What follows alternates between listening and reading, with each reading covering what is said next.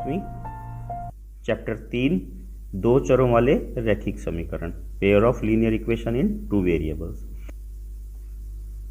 अगर आपने अभी तक मेरा चैनल सब्सक्राइब ना किया हो तो बेल आइकन दबाकर चैनल सब्सक्राइब करें, लाइक करें और शेयर करें। जैसे 2x जमा 3y बराबर 5, ये x और y इसमें चर हैं, इन्हें बोलते हैं दो चरों वाले रैखिक समीकरण। तो इन रैखिक समीकरणों में 2 को हम a मानते हैं और 3 को b, और ये अचर पद इसको हम c बोलते हैं। परंतु अगर इसी में हमें समीकरणों के 2 टुकड़े दे दिए जाएं, जिसमें जैसे 2x प्लस 3y बराबर 5 और 5x जमा 6y बराबर 6। अब यहाँ a को हम a1 बोलेंगे, 3 को हम b1 बोलेंगे और 5 को हम c1 बोलेंगे। इस 5 को हम a2 बोलेंगे, इस 6 को हम b2 बोलेंगे और इस 6 को हम c2 बोलेंगे। अब इसमें a1, a2, b1, b2, c1, c2 इनका आपस में कोई ना कोई संबंध भी होता है, और इन संबंधों से हम इन दोनों युग्मों को, अब इसको क्या बोलेंगे हम, रैखिक समीकरणों के युग्म मैंने जोड़े।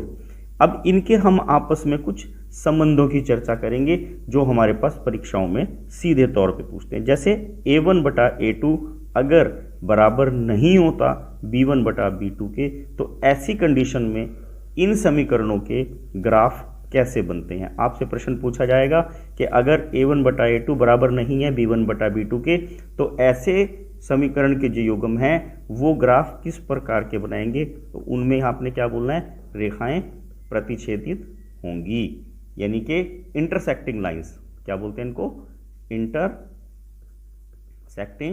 लाइंस। ये आपने ध्यान रखना है। अब दूसरी बात आती है कि अगर ग्राफ a1 बटा a2 और यहाँ पे b1 बटा b2 और बराबर c1 बटा, ऐसे ग्राफ समपाती होते हैं। कैसे होते हैं ऐसे ग्राफ, समपाती। ठीक है, इनको हम कोइंसिडेंट लाइंस बोल देते हैं, यानी कि लाइन जो है वो एक के ऊपर एक आएंगी। इसमें लाइन कैसी होती है, क्रॉसिंग लाइंस होती हैं। और तीसरी बात आती है, अगर a1 बटा a2 बराबर है b1 बटा b2 के, और तीसरा जो है वो बहुत बराबर ना हो, तो ऐसे में जो इनके ग्राफ होते हैं वो समानांतर रेखाएं बनाते हैं, समानांतर रेखाएं होती हैं, यानी कि वापस में एक दूसरे को कभी भी टच नहीं करती है। बीज गणितीय निरूपण, यानी कि अगर आपसे, अब 3 प्रश्न तो आपको इस प्रकार के होंगे एक नंबर के, जिसमें आपसे ग्राफ का वो पूछ लेगा प्रकार। अब दूसरे में क्या पूछ सकता है, कंडीशन यही है a1 बटा a2 बराबर नहीं है b1 बटा b2 के। ऐसे समीकरणों के हल अद्वितीय होते हैं।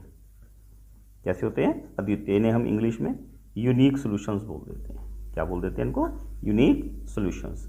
अब इसमें a1 बटा a2 बराबर है b1 बटा b2 के, बराबर है c1 बटा c2 के।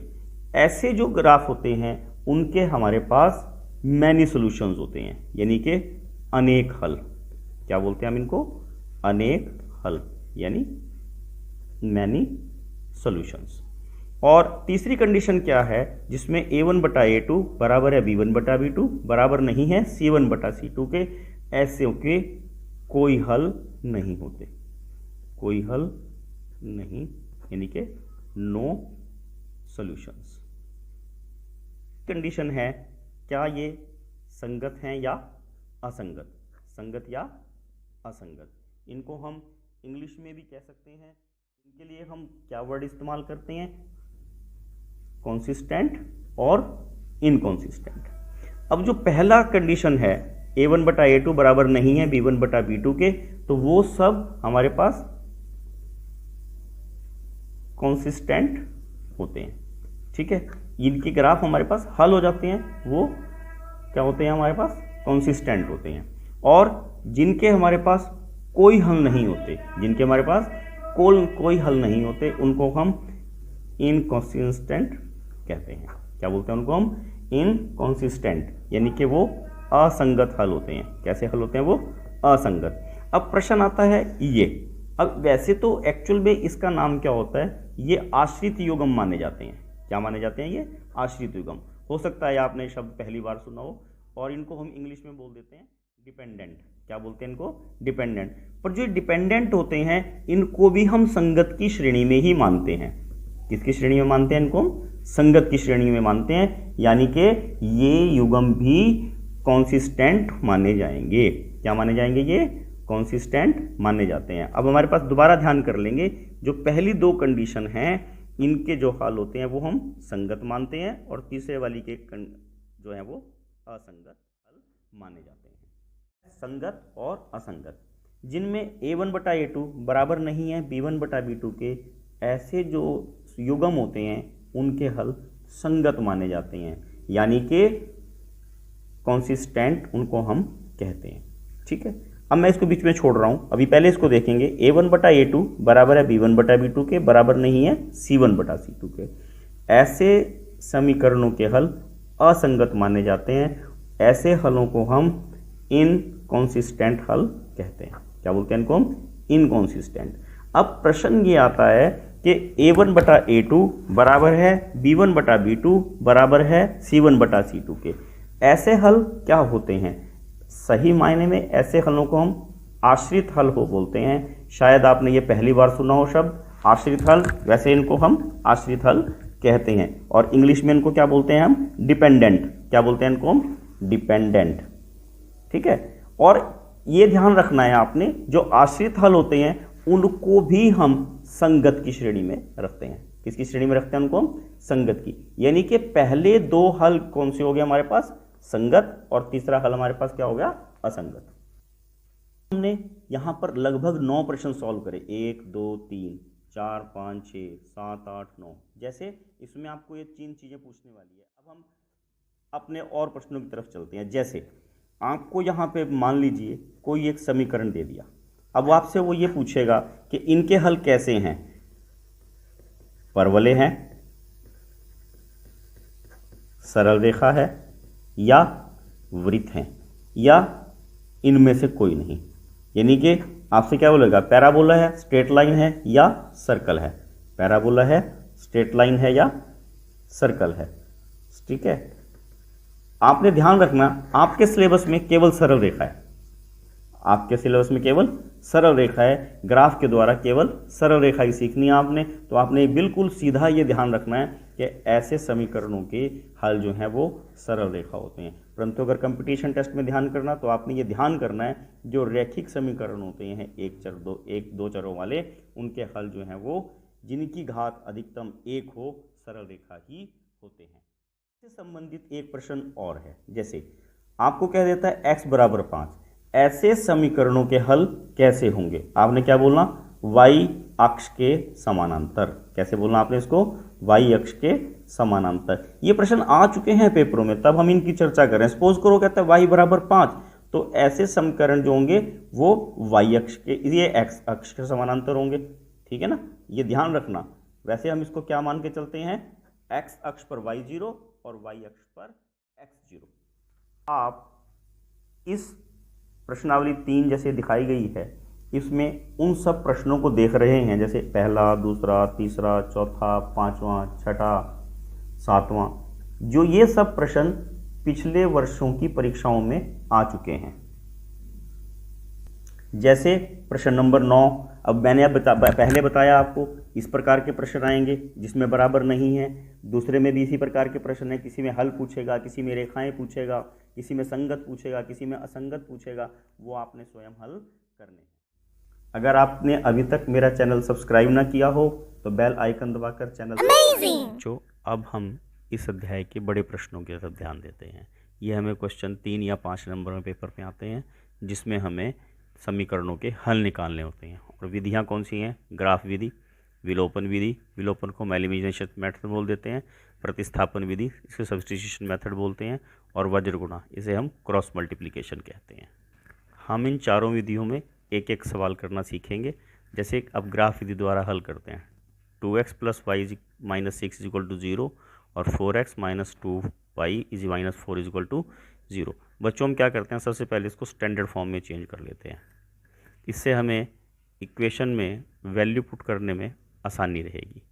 अब हम क्या करते हैं, पहले वाले के लिए एक बॉक्स बनाते हैं। इस बॉक्स में हम यहाँ एक्स वाई, एक बार हम अपने मन में x की वैल्यू 0 मान लेंगे और उसको पुट करेंगे। अब इसमें हमने लिखना है 2x plus y is equal to 6। अब इसमें वैल्यू पुट करनी है 0, 2 into 0 plus y is equal to 6, ये 0 हो गया।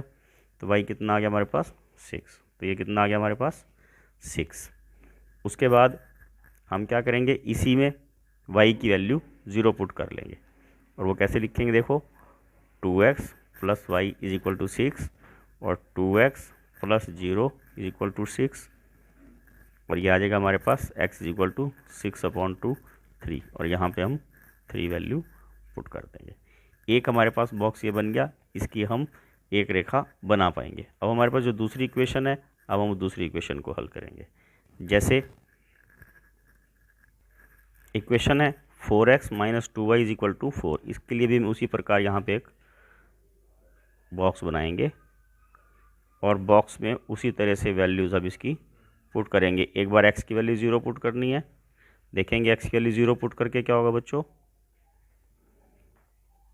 ये 0 हो गया। ये आपको थोड़ी थोड़ी बातें ध्यान रखनी है बच्चों। और हमारे पास आ जाएगा y is equal to 4/-2 that will be equal to -2। अब हम y की वैल्यू 0 पुट कर देंगे। जब y की वैल्यू 0 पुट करोगे तो क्या करेंगे, देखो यानी कि 4x minus 2 into 0 is equal to 4, तो ये 0 हो गया। ये आ जाएगा हमारे पास 4x इज इक्वल टू 4 और x is equal to 4/4 that will be equal to 1। कितना आ गया ये हमारे पास 1, यहाँ वैल्यू 1 पुट कर देंगे।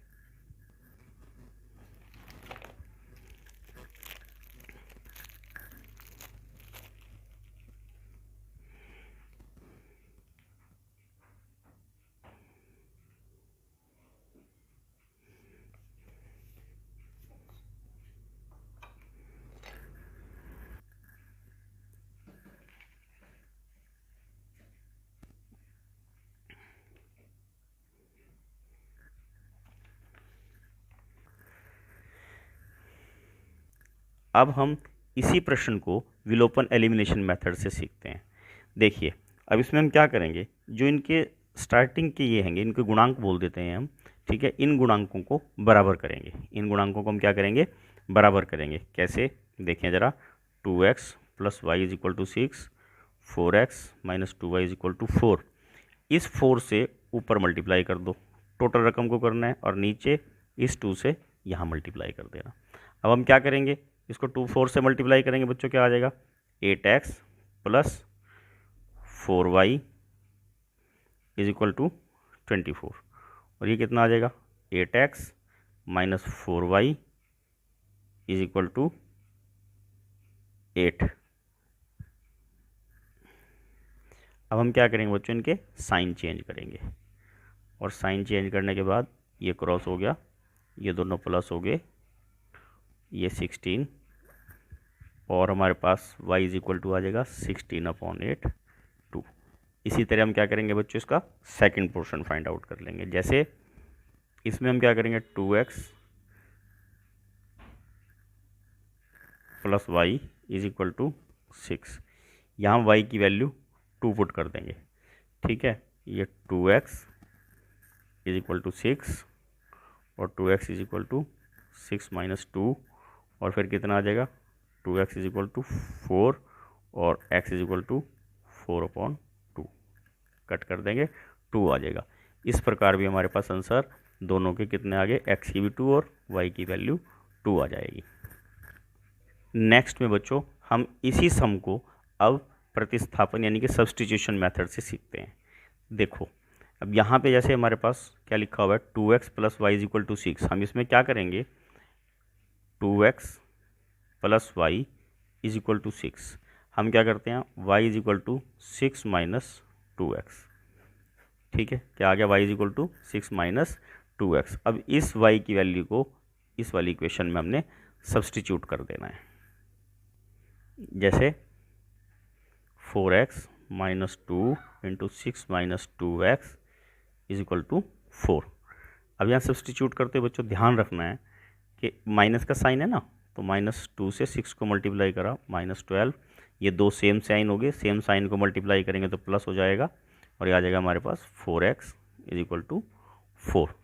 अब नेक्स्ट में क्या करेंगे, 4x जुड़ के 8x हो गया इज इक्वल टू 4, ये 12 इधर चला गया और ये हमारे पास आ गया x is equal to 16/8 again 2।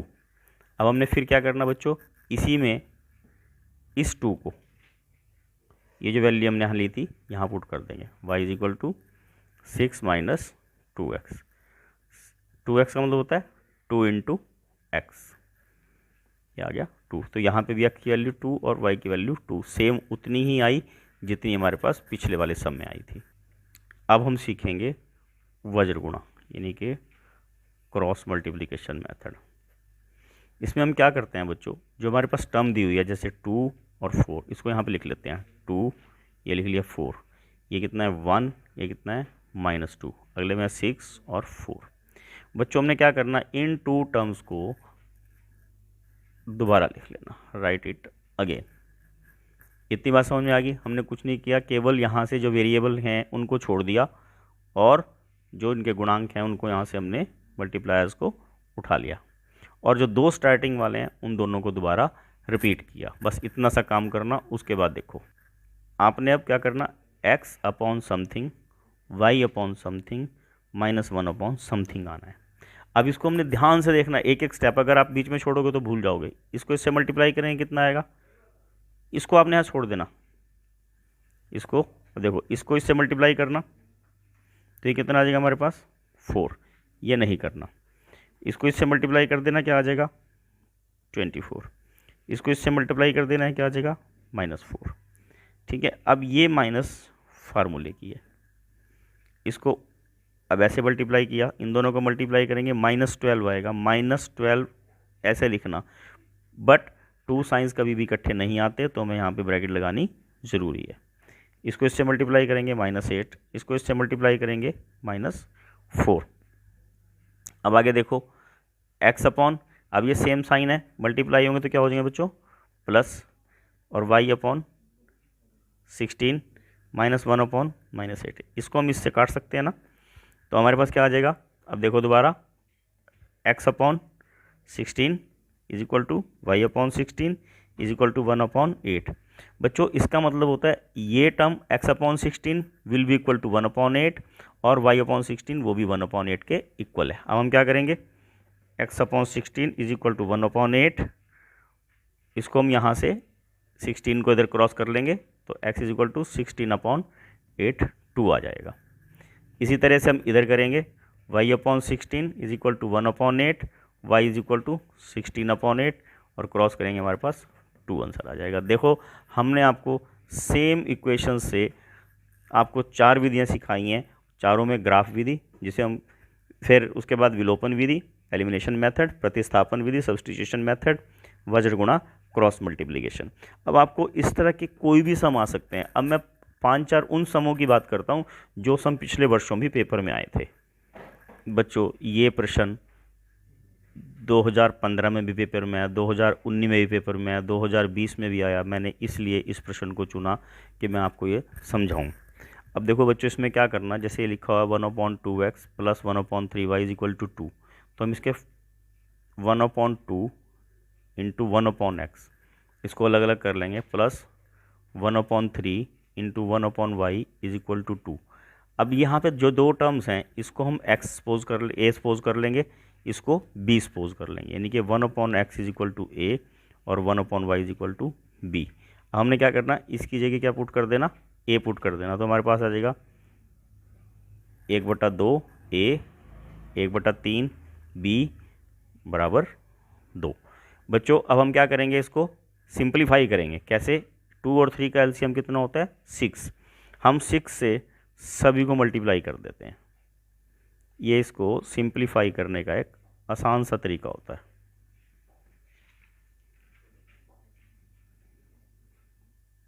और हमारे पास आ गया 3a plus 2b is equal to 12। ये हमारे पास फर्स्ट इक्वेशन बन गई स्टैंडर्ड फॉर्म में।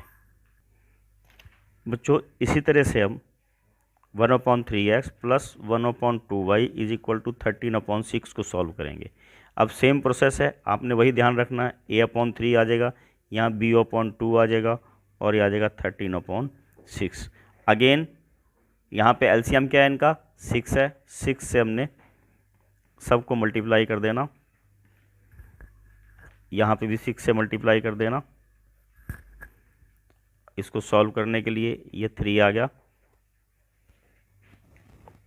ये 3 था बच्चों, सॉरी ये 2 आएगा, और ये 3 आ गया, ये 6 यहाँ पे कट गया, ये आ जाएगा 2a plus 3b is equal to 13। ये हमारे पास सेकंड इक्वेशन होगी। बच्चों इसने कोई विधि हमें नहीं कही है किताब में, तो हम इसको किसी भी जो विधि हमें ईजी लगे उससे हम इसको सॉल्व कर सकते हैं। तो बच्चों हम यहाँ सबसे पहले इनके गुणांकों को बराबर करेंगे। ठीक है, हमें बताया था कि यहाँ पे अगर गुणांकों को सबसे पहले इसके बराबर करना है, देखो यहाँ लिखा 2a plus 3b is equal to 13 और 3a plus 2b is equal to 12। इसके अब गुणांक बराबर करेंगे। इसमें हम क्या करेंगे, ऊपर वाली टर्म को 3 से और नीचे वाली टर्म को 2 से मल्टीप्लाई करते हैं, तो ये क्या हो जाएगा 6a plus 9b is equal to 39 और नीचे में क्या आ जाएगा 6a plus 4b is equal to 24। इनके हमने क्या किए बेटे, साइन चेंज किए, साइन चेंज करने के बाद ये इसमें से लेस किया। अभी हमने आपको ये विधि सिखाई है, आपने इसका ध्यान रखना है और हमारे पास ये 3 आंसर आ जाएगा। अभी आंसर नहीं आया क्योंकि हमने इसको आगे भी सॉल्व करना है। Plus 3b is equal to 13, यहाँ b की वैल्यू 3 पुट कर देनी है बच्चों, यह आ जाएगा 2a plus 3 is equal to 13 और 2a plus 9 is equal to 13, 2a is equal to 13 minus 9 और 2a इज इक्वल टू आ गया 4 और a is equal to 4/2, that will be equal to 2। बच्चों अभी आंसर नहीं आया है, हमने सम में 1/x को a सपोज किया था, a की वैल्यू हमारे पास 2 आई है। अगर हम यहाँ a की वैल्यू 2 रखें तो क्या हो जाएगा 1/x इज इक्वल टू 2, इसको इंटरचेंज कर देंगे तो x इज इक्वल टू कितना आ जाएगा 1/2 और 1/y की वैल्यू हमने b सपोज की थी, b की वैल्यू हमारे पास आई हुई थी 3, यहाँ 3 पुट करेंगे, इसको इंटरचेंज कर देंगे तो ये y हमारे पास आ जाएगा 1/3। तो आंसर क्या आ गया x इज इक्वल टू 1/2 और y is equal to 1/3। Same प्रश्न ये भी 2020 में पेपर में आया था, ये प्रश्न 2019 में भी आया था, बिल्कुल सेम प्रश्न जैसा हमने करवाया अभी वैसे ही है ये। जैसे 2/x है प्लस 3/y है, आपने यहाँ पे मैं थोड़ा सा आपको हिंट दोबारा दे देता हूँ, 1/x को a और 1/y को b मान लेना है।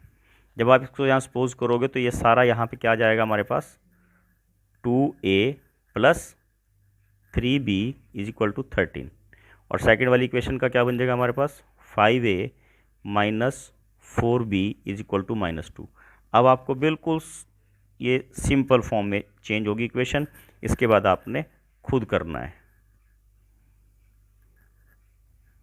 तभी हम इसकी प्रैक्टिस कर पाएंगे। अगर आप खुद करोगे, अगर खुद नहीं करोगे तो समझ नहीं आएंगे आप। बच्चों इसी प्रकार का एक सम और है, उसकी भी हम यहाँ पे आपको स्टेटमेंट लिख के बताते हैं। ये सम भी अभी 2018 में 2017 में ये पेपर में आए हुए हैं। ये इंपॉर्टेंट क्वेश्चन हैं, आपने इनको भी उसी तरह करना है। सबसे पहले उसमें क्या करेंगे बेटे, इसको जो है 2 और 3 है, यहाँ 6 एलसीएम लेके सबको मल्टीप्लाई कर देंगे, जैसे हमने इससे ऊपर वाले सम में बताया था। यहाँ पे क्या है, यहाँ 6 एलसीएम है, यहाँ पे भी 6 से दोनों टर्म्स को मल्टीप्लाई कर देते हैं। चलो हम आपको थोड़ा सा हिंट देते हैं, देखो उसके बाद इक्वेशन ईजी हो जाएगी, आपने इसको फिर हल करना है। 9x इसको काटेंगे -10y इज इक्वल टू -12 और सेकंड में क्या आ जाएगा x/3, 6 से मल्टीप्लाई करना, ब्रैकेट लगा दी हमने, प्लस 6 से मल्टीप्लाई करा y प्लस /3, 6 से मल्टीप्लाई करा 13/6, इसको क्रॉस किया 2, इसको क्रॉस किया फिर 2, इसको क्रॉस किया 1, 2x plus 2y is equal to 13। ये हमारे पास इस प्रकार दो अलग अलग समीकरण बन गए, इनसे हम अब प्रश्न को सॉल्व कर सकते हैं। एक समीकरण क्या बन गया 9x minus 10y is equal to -12, अगला बन गया 2x plus 2y is equal to 13। इनको हम बिल्कुल सिंपल वे में जो विधि आपको आसान लगे, ग्राफ विधि आसान लगे, विलोपन आसान लगे, प्रतिस्थापन आसान लगे या वज्र जो आसान लगे उससे आप इसको हल करेंगे। नेक्स्ट हम देखिए 5/x minus 1 plus 1/y minus 2 is equal to 2। हम यहाँ पे सबसे पहले इसको a और इसको b सपोज कर लेते हैं। बच्चों हमारे पास इक्वेशन क्या बन जाएगी 5a plus b is equal to 2, ये फर्स्ट इक्वेशन बन गई। अब इसी तरह हम सेकंड इक्वेशन में क्या पुट करेंगे 6/x minus 1 minus 3/y minus 2 is equal to 1। यहाँ पे फिर हम ऐसे सब्सटीट्यूट करेंगे, क्या बन जाएगा हमारे पास बच्चों, ये बन जाएगा 6a minus 3b is equal to 1। ये सेकंड इक्वेशन बन गई। बच्चों अब इन दोनों इक्वेशनों को हम इकट्ठा लिखेंगे 5a plus b is equal to 2 और 6a minus 3b is equal to 1। जो ऊपर वाली इक्वेशन है इसको इक्वलेंट करने के लिए क्या करेंगे 6 से मल्टीप्लाई कर देंगे और नीचे वाली इक्वेशन को 5 से मल्टीप्लाई कर देंगे। मल्टीप्लाई करते हुए क्या ध्यान रखना आपने, ये क्या आ जाएगा 30a plus 6b is equal to 12 और ये कितना आ जाएगा 30a minus 15b is equal to 5। Sign change कर दिया आपने, ये आ गया 21b और इसको लेस करेंगे 7 आ जाएगा। तो हमारे पास आंसर क्या आ जाएगा b इज इक्वल टू 7/21। अभी बच्चों ये आंसर नहीं आया, 1/3 को हमने ऊपर सब्सटीट्यूट भी करना है। अभी इसको यहीं छोड़ेंगे, पहले इसकी वैल्यू हम इक्वेशन में पुट करके a की वैल्यू निकालेंगे। देखिए सेकंड इक्वेशन क्या है, कोसी में भी हम पुट कर सकते हैं इसको 5a plus b is equal to 2। इसमें हमने क्या करना b की वैल्यू 1/3 पुट करनी, 5a plus 1/3 is equal to 2। Simple सी फॉर्म क्या है, इसको बेटे 3 से इधर मल्टीप्लाई कर देना, 3 से इधर मल्टीप्लाई कर देना, यहाँ से 3 ऑटोमेटिकली एलिमिनेट हो जाएगा। यह आ जाएगा 15a plus 1 is equal to 3 2 6। यह आ जाएगा 15a is equal to 6 minus 1 और हमारे पास आ जाएगा 15a इज इक्वल टू 5 और a इज इक्वल टू 5/15। इसको क्रॉस करेंगे 1/3 आ गया। बच्चों a की वैल्यू हमारे पास 1/3 और b की वैल्यू भी 1/3। हमने इससे ऊपर इसको सपोज क्या किया था वो देखो, हमने यहाँ 1/x को a और 1/y माइनस 2 को b सपोज किया था। हम इसको उसमें सब्सटीट्यूट कर देंगे और ये 1/y minus 2 is equal to 1/3। आपने आंसर ये अभी नहीं निकालना, अभी तो x की वैल्यू निकालनी है ना। तो इसको अगर हम क्रॉस मल्टीप्लाई करेंगे तो क्या आ जाएगा 3 is equal to x minus 1 और इसको सॉल्व करने के लिए अगर x को इधर छोड़ें 1 इधर ले आएँ तो क्या हो जाएगा 4 इज इक्वल टू x और it means x is equal to 4। और सेकंड पोर्शन में क्या आ जाएगा बच्चों y minus 2 is equal to 3। आप ऐसे ही मान के चलो इसको, y is equal to 3 plus 2, answer same आएगा आपका और आंसर आ गया हमारे पास 4 और 5। ये सम भी बच्चों पिछली बार एग्जाम में आया हुआ है। देखो मैंने 2 सम यहाँ पे लिखे हैं, ये दोनों सम 2018 में पेपर में आए हुए हैं। ये बिल्कुल ऐसा सम हमने आपको पहले बताया है, इसको मैं दोबारा नहीं बताऊंगा। इसमें देखेंगे डेसिमल को कैसे एलिमिनेट करते हैं। यहाँ भी एक स्थान के बाद डेसिमल है, यहाँ भी एक स्थान के बाद, यहाँ भी, इसमें भी, इसमें भी, इसमें भी। सपोज इसका हम डेसिमल हटाना चाहें तो क्या हो जाएगा 2/10 into x plus 3/10 into y is equal to 13/10। अब इसको क्या है, सबका एलसीएम क्या आएगा बच्चों 10। अगर हम 10 से इसको मल्टीप्लाई करेंगे क्या आ जाएगा 2x plus 3y is equal to 13। और सेकंड वाली में क्या हो जाएगा उसी तरह से 4/10x प्लस 5/10y और 23/10। ये हमारे पास फिर क्या आ जाएगा, अगर हम इसका एलसीएम 10 निकाल लें। और जो थोड़े से कमज़ोर बच्चे हैं वो आपको डायरेक्ट ऐसे बस अपने माइंड में ध्यान रखो, अगर डेसिमल सिंगल डेसिमल है सब में, टर्म्स को हमने वैसे के वैसा लिख लिया। जैसे यहाँ 0.2x था तो इसको 2x लिख लिया, 0.3y था तो इसको 3y लिख लिया, 1.3 था तो इसको 13 लिख लिया, यहाँ पे 0.4x था तो इसको हमने 4x लिख लिया, यहाँ पे 0.5y था इसको हमने 5y लिख लिया, यहाँ पे 2.3 था इसे हमें 23 लिख लिया। हमारे पास इक्वेशन सिंपल बन गई, इसको हमने अब सॉल्व कर लेना है। अब ये क्वेश्चन देखो बच्चों, ये लिखा है 2x/3 minus 3y/2 is equal to -2, x/2 plus 4y/3 is equal to 25/3। ये 2017 में आया था। हम ये क्विक स्टडी के लिए कर रहे हैं बच्चों, हम फुल्ली सिलेबस जो है वो नेक्स्ट सेशन में कंप्लीट कराएंगे। अभी आप इसको इतना ही सीखो ताकि आपकी एग्ज़ाम की तैयारी ठीक से हो जाए। हमने इसको फिर उसी तरह 3 और 2 का एलसीएम क्या आएगा 6, हमने इसको 6 से मल्टीप्लाई कर लेना। जब इसको 6 से मल्टीप्लाई करेंगे 2 पे गया, ये 3 पे, हमारे पास आ जाएगा 4x minus 9y is equal to -12। और इसमें देखो 2 और 3 का एलसीएम फिर 6 आया, इसको भी हमने 6 से मल्टीप्लाई कर लेना।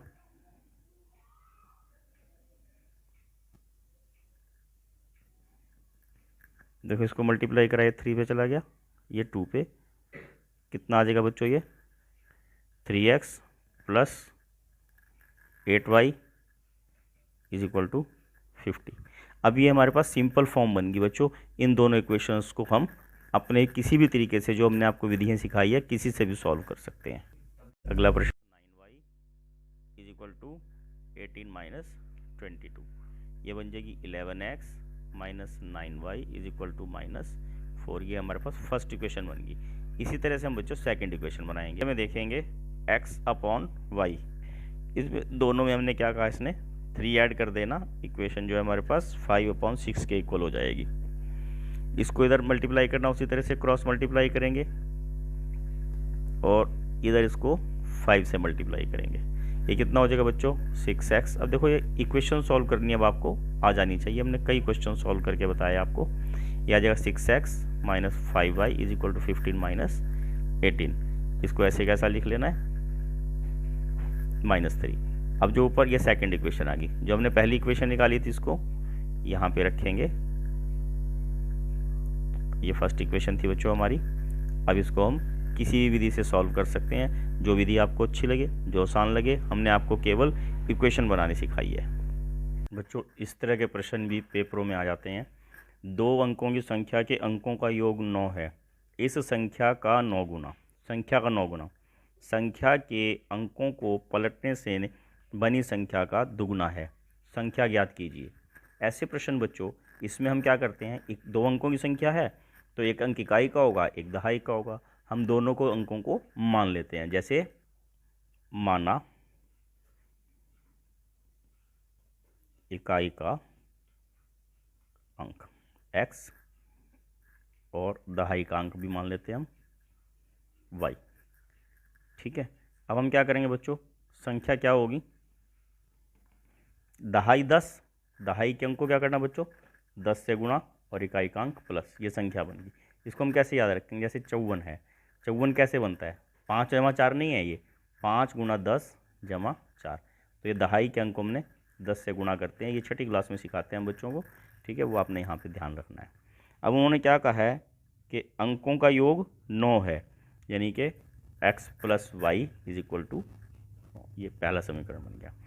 उन्होंने कहा इस संख्या का 9 गुणा, उन्होंने कहा इस संख्या का 9 गुणा, ये संख्या है कि अंकों को, अब देखो पहले तो संख्या देखो, ये संख्या है, और बच्चों अगर इस संख्या के अंक पलट दें, इसको इधर ले जाएं, इसको इधर ले जाएं, कैसे 10x जमा वाई, हमने अंक पलट दिए ना। जैसे मान लो 54 के अंक पलट दें तो ये क्या बन जाएगा, 5 इधर आ जाएगा, 4 इधर चला जाएगा, तो ये क्या बन जाएगा 45। तो हमने यहाँ पे भी इसी तरह किया, ये x की जगह y, y की जगह x। उन्होंने अब दोबारा देखो क्या कहा था, उन्होंने कहा था यदि संख्या को, अंकों को, संख्या को 9 से गुणा कर दें, इसको 9 से गुणा कर दें, अंक पलटने पर प्राप्त संख्या के दुगने के बराबर होते हैं। मतलब पलटने पर जो संख्या आई उसका दुगुना पहले वाली संख्या के 9 गुने के बराबर है।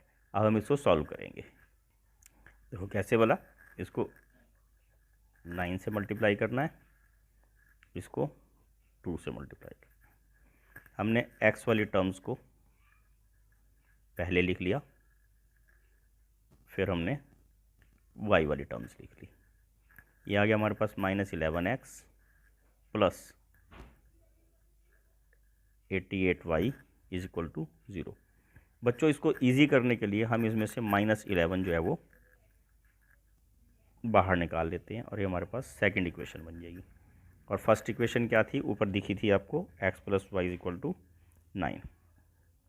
अब ऐसी इक्वेशंस में फिर आप देखेंगे यहाँ पे तो गुणांक बराबर हैं इसके, तो इसको हम डायरेक्ट विधि से सॉल्व कर सकते हैं, चाहे हम प्रतिस्थापन ले, चाहे हम विलोपन ले, कोई भी सी विधि से हम इसको आगे सॉल्व कर सकते हैं। हमने आपको अंक बनाने सिखाए हैं।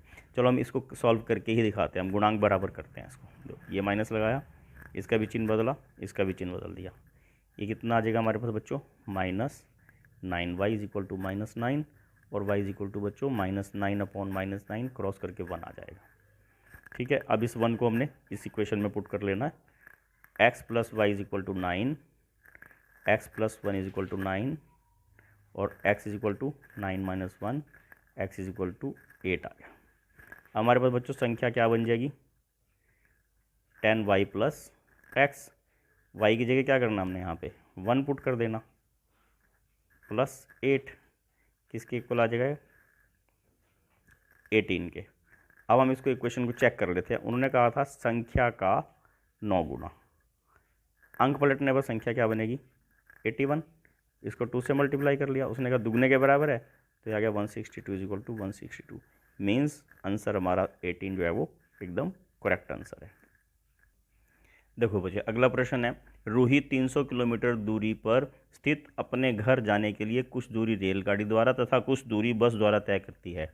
यदि वह 60 किलोमीटर रेलगाड़ी द्वारा तथा शेष बस द्वारा तय करती हो तो उसे 4 घंटे लगते हैं, और यदि वह 10 किलोमीटर रेलगाड़ी से और शेष बस से तय करती हो तो उसे 10 मिनट अधिक लगते हैं। बस 10 मिनट अधिक कह के जो एग्जामिनर ने आपको थोड़ा सा पजल करने की कोशिश की, इसे समझें। बच्चों हम यहाँ पर अलग अलग चालें मान लेते हैं। माना रेलगाड़ी की चाल ये होती है x किलोमीटर प्रति घंटा, और बस की चाल ये मान लेते हैं y किलोमीटर प्रति घंटा। अब ये ध्यान रखें, अब चाल जो है समय निकालने के लिए क्या करते हैं हम? दूरी बटा चाल, दूरी बटा चाल। पहले में हमें क्या बताया था कि 60 किलोमीटर वो रेलगाड़ी से तय करती है, तो रेलगाड़ी 60 किलोमीटर तय करती है, तो 60 किलोमीटर बटा रेलगाड़ी की चाल, प्लस तो टोटल 300 किलोमीटर था, बाकी रह गया 240 किलोमीटर। 240 किलोमीटर काहे से तय करती है वो? बस से। और टाइम कितना लगता है? 4 घंटे। अब यहाँ पे उसी तरह का प्रश्न है ये भी। इसको 1/, इसको सॉल्व कर लेते हैं। 1/x को a मान लेंगे और 1/y को b। तो बच्चों क्या बन जाएगा? 60a + 240b is equal to 4। ये फर्स्ट इक्वेशन बन गई हमारे पास। अब सेकंड में उसने क्या बोला है कि 100 किलोमीटर की दूरी रेलगाड़ी से तय करती है और बाकी बस से। टोटल 300 थी ना, तो एक 100 रहेगी, एक 200 बराबर। अब उन्होंने कहा 10 मिनट अधिक लगते हैं। किससे 10 मिनट अधिक लगते हैं? पहले समय से। पहले 4 घंटे लगते थे ना, अब 10 मिनट, अब मिनट के हमें घंटे बनाने पड़ेंगे। बस यही इसमें थोड़ा सा एक लॉजिक है जो आपको समझना है। 0 से 0 को क्रॉस कर देंगे, इसको इससे मल्टीप्लाई किया तो ये हमारे पास क्या आ जाएगा? 100/x + 200/y is equal to 25/6। सबसे पहले हमने बच्चों उसी तरह से यहाँ पे क्या करेंगे? 100a + 200b is equal to 25/6। इसे इधर मल्टीप्लाई किया तो हमारे पास क्या आ जाएगा? 600a + 1200b is equal to 25। ये हमारे पास सेकंड इक्वेशन बन गई। बच्चों इसको आपने फर्स्ट इक्वेशन के साथ सॉल्व कर लेना। ये प्रश्न अब आपके लिए हम यहाँ पे छोड़ते हैं, आप इसको किसी विधि से हल कर सकते हैं। तो नदी की धारा के अनुकूल 2 घंटे में 20 किलोमीटर तैर सकती है। बच्चों जिधर पानी की दिशा आएगी उस तरफ अगर तैरेगी तो वो उसकी स्पीड बढ़ेगी, ये ध्यान रखना है। और धारा के प्रतिकूल मतलब उल्टी दिशा में, धारा नीचे को जा रही वो ऊपर को जा रही, 2 घंटे में 4 किलोमीटर तैर सकती है। उसकी स्थिर जल में तैरने की चाल और धारा की चाल ज्ञात करो। थोड़ा सा ध्यान रखना है, आपने यहाँ पे क्या करना है बच्चों, जो ऋतु की चाल है उसको x मान लेना और धारा की चाल को y। हम आपको समीकरण बना के दिखाते हैं, शेष प्रश्न आपने स्वयं सॉल्व करना है। देखो, माना ऋतु की स्थिर जल में चाल x किलोमीटर प्रति घंटा और धारा की चाल y किलोमीटर प्रति घंटा। बच्चों धारा के अनुकूल ऋतु की चाल, जब धारा के अनुकूल होगी तो बच्चों क्या होगा? दोनों प्लस हो जाएंगी, ठीक है। और जब प्रतिकूल होगा, प्रतिकूल मैंने उल्टा, प्रतिकूल मैंने उल्टा, तो वो दोनों माइनस हो जाएंगे। ठीक है, अब आपको ध्यान रखना है, प्रश्न में क्या था कि 20 किलोमीटर, क्या बोला उसने, 20 किलोमीटर, 20 किलोमीटर ये दूरी होगी, दूरी बटा चाल, ठीक है, समय के बराबर आ जाएगी। देखो कैसे बोला, दूरी बटे चाल बराबर समय, ठीक है, और यहाँ पे फिर उसी तरह से दूरी बटे चाल बराबर समय। अगर बच्चों हम इसको क्रॉस मल्टीप्लाई कर दें, इसको उधर ले जाएं, 2 को इधर ले आएँ, तो 20/2 is equal to x plus y, और क्या आ जाएगा एक्स प्लस वाई। इसको काट के अगर लिखेंगे तो 10, ये सेम मीनिंग है। अगर उसमें 10 is equal to x plus y लिखें या x plus y is equal to 10 लिखे बच्चों, उसका मीनिंग सेम है। यहाँ पे सेम प्रोसीजर, इसको उधर ले जाएंगे, 2 को नीचे ले आएंगे, तो x minus y is equal to 4/2, x minus y is equal to 2। बच्चों इसके बाद जो है आप इसको खुद सॉल्व कर सकते हो किसी भी विधि से। तो इस प्रकार हमने थोड़ा सा जल्दी जल्दी जो हमने सिलेबस को करने का प्रयास किया है। अगर अभी तक आपने चैनल सब्सक्राइब ना किया हो तो इसे सब्सक्राइब करो, ताकि आप अगली एक्सरसाइज को आसानी से पढ़ सको।